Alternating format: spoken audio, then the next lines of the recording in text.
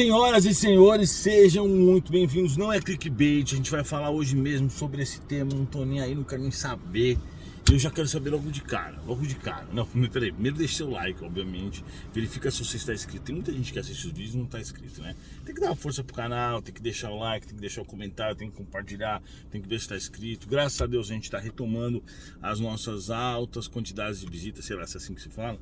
E é isso aí.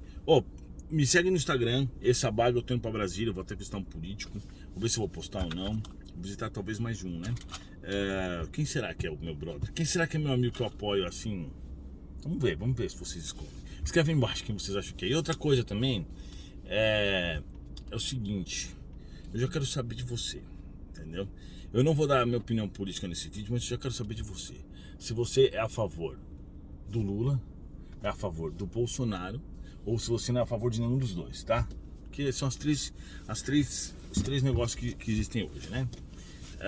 Eu não vou falar, né? Mas muita gente já me conhece, sabe que eu não gosto de político, então pra mim assim, é um ou outro, é cara que não usa o verbo eleitoral. Eu gosto de cara que não usa o verbo eleitoral, acho que isso é o certo.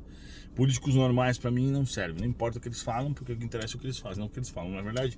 Mas é isso aí, então vamos fazer uma simulação hoje. Na verdade eu não vou falar, obviamente, se é culpado ou não é, exatamente porque eu não quero ficar perdendo inscrito, entendeu? Então se eu falo do que eu sei ou do que os espíritos me falam, vai ter inscritos que vão falar, ai meu, isso é ruim, errado. Então vira e mexe, quando eu dou minha opinião política aqui, vem sempre alguém fala assim, eu vou sair desse canal porque isso é um absurdo. Adorava o canal como falava de espiritismo e agora não sei. Eu não quero as pessoas saindo, eu quero que se dane os políticos, quero que se dane todos esses caras, quero que se dane todos esses caras, não tô nem aí pra isso. Não muda nada pra mim isso, porque eu sei que a gente tem que passar por processos, nós vamos passar de qualquer jeito. Então por conta disso, eu não vou dar minha opinião política, tá bom? A gente só vai fazer simulações aqui. Vamos falar o seguinte, vamos supor que o senhor Lula da Silva Sauro, Lula da Silva não sei o que, realmente é culpado, né?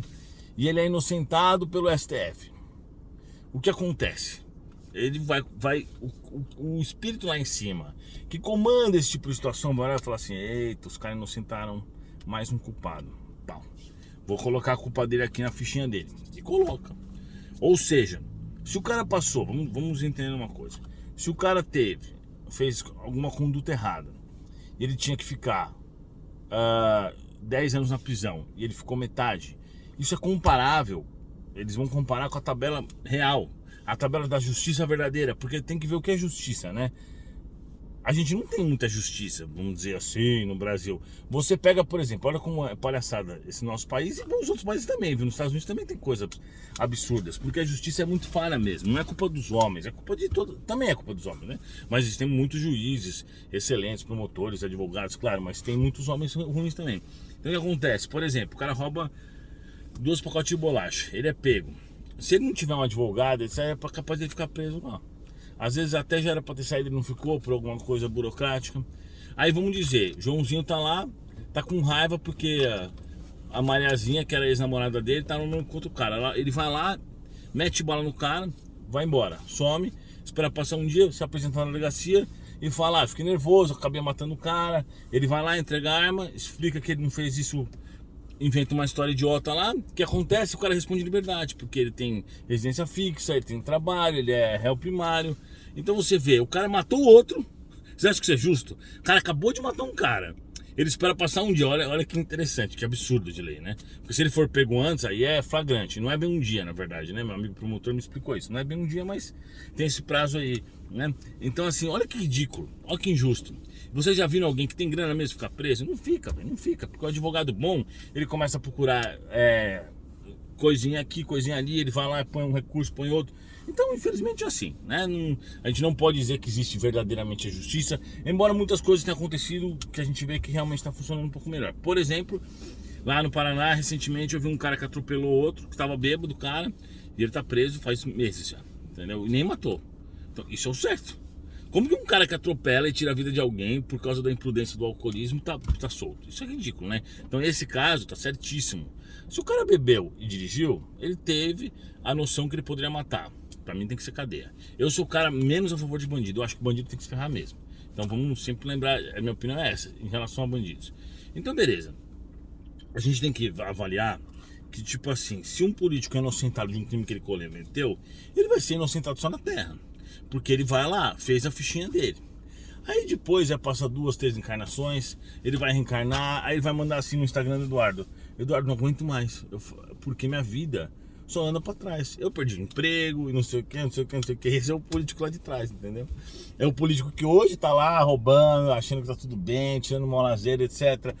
Ele vai se conscientizar uma hora e vai ter que reparar todos esses danos que ele causou. E aí ele vai ter anos de pobreza, anos de dificuldade de arrumar um emprego, vários tipos de dificuldade. Aquela mulher que hoje trai o marido é a mesma que depois de 2, 3 encarnações, ou uma mesma, às vezes até a mesma, fica falando assim: ai, eu não consigo achar ninguém, eu sou tão solitária, as pessoas sempre me passam pra trás. A vida é muito justa, velho. A vida é muito justa e essa é a verdade.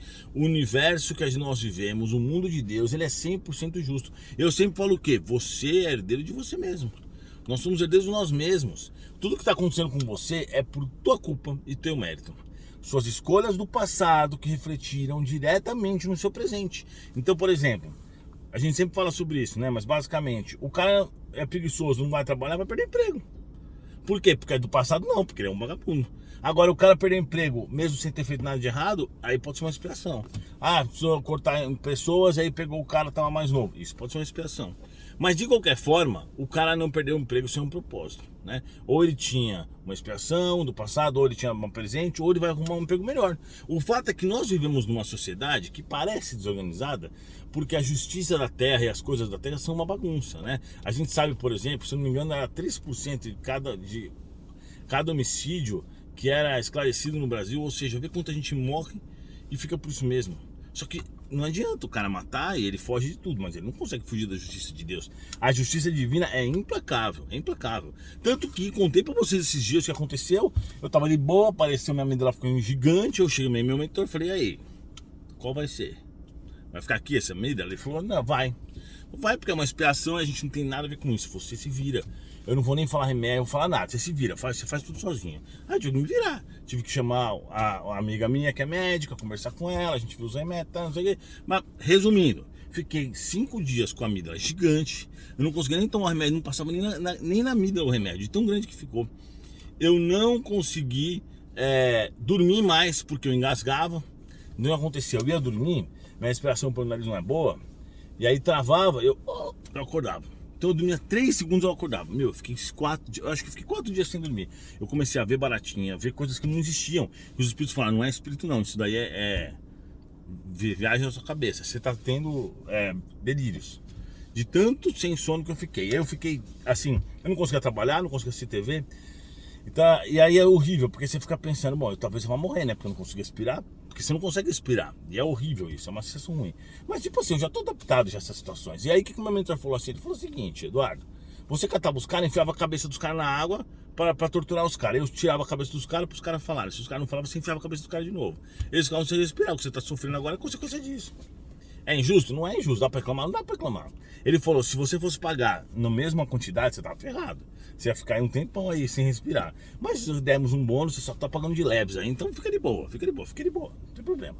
Aí na mesma semana acontece um monte de outros problemas, problema na empresa, problema não sei o quê. E faz parte. A vida é assim mesmo.